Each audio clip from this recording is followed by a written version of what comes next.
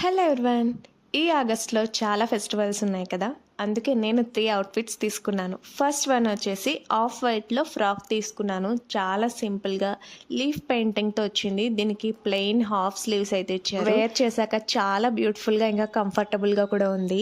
అలానే next outfit my all time favourite black కలర్లో coat set తీసుకున్నాను. అవుట్ఫిట్ అంతా ఫుల్ ప్లెయిన్ వచ్చేసి రెడ్ కలర్ దుపట్టాతో పేరప్ చేశారు.